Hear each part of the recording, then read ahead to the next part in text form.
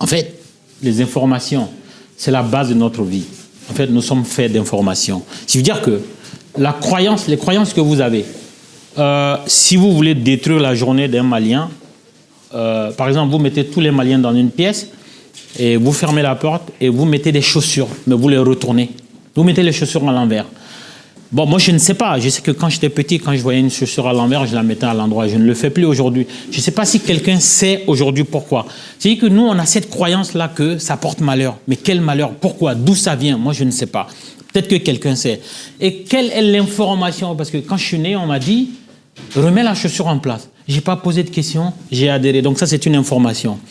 Il y a peu de gens qu'on laisse aller apprendre à nager parce qu'on associe à la natation la noyade. Moi, j'ai appris à nager avec mes enfants. Parce que quand j'étais petit, on nous empêchait, ah, tu vas te noyer, etc. Par contre, l'enfant qui est bozo, lui, il n'y a pas de problème. En fait, le bozo, il naît avec la croyance que la natation, c'est à eux. Il ne peut pas décéder dans l'eau. Et ça, cette croyance-là, ça va générer toute leur vie. Vous partez de là, de la croyance, et vous avez les résultats. Quand un résultat n'est pas bon, par exemple, pourquoi les enfants maliens, par exemple, ils ne savent pas nager en France? Nous qui sommes quittés au pays pauvre, pourquoi nous ne savons pas nager? Ça, c'est le résultat. Vous voulez modifier, il faut revenir là aux croyances. Les croyances, ce sont les infos. Chaque information que tu admets est une croyance. Quand on parle de croyance, la plupart des gens pensent à la religion. C'est pas ça. Ce n'est qu'une goutte d'eau dans nos croyances. Si on vous dit que évite que la pluie te tape parce que tu vas tomber malade, si tu es d'accord avec cette information, c'est une croyance et elle va engendrer les pensées. Ah, il paraît qu'il va pleuvoir. Comment je fais? Comment je m'habille? Ah, j'y vais plus.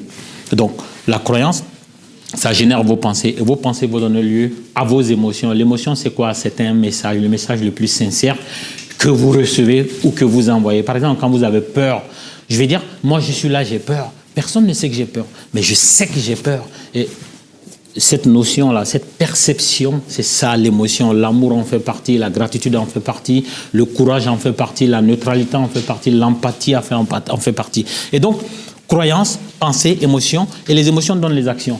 L'enfant qui ne sait pas nager parce qu'on lui a dit que, information, on lui dit, si tu vas nager, tu vas décéder. Et donc, ça lui crée une croyance. La croyance, c'est quoi? C'est la peur de l'eau. Pensée, ah, je vois les gens, on dit, ah, on va aller nager, j'y vais pas. Et donc, il a des pensées qui sont négatives liées à la natation. Et ça va générer des émotions. C'est-à-dire qu'il a peur. La peur est une émotion. Et l'action, c'est il va jamais plonger. Et il va jamais plonger, résultat, il sait pas nager. S'il veut changer ça, il faut qu'il change ça. On ne peut pas changer ça, on ne peut pas changer ça, on ne peut pas changer ça. Quand on n'aime pas un résultat, il faut venir là. Et là, ça nous ramène à notre sujet du jour.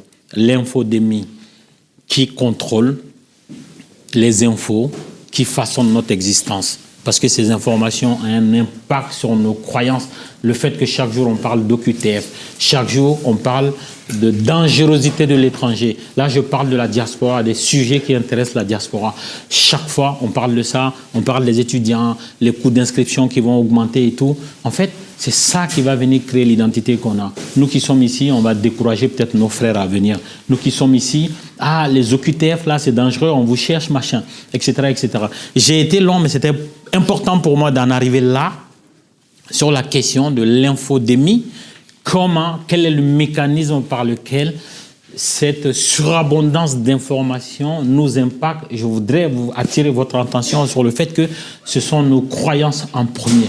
Une fois qu'on croit à quelque chose, le mécanisme se met en place, pensée, émotion. En fait, toute notre vie, nous ne sommes que la croyance, pensée, émotion, action, résultat. Pourquoi nous sommes venus à cette conférence?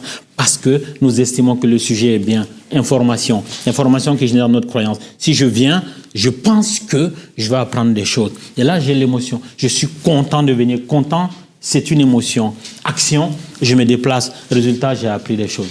Donc voilà. Le temps il est un peu court pour tout développer, mais je veux m'arrêter là. Voilà.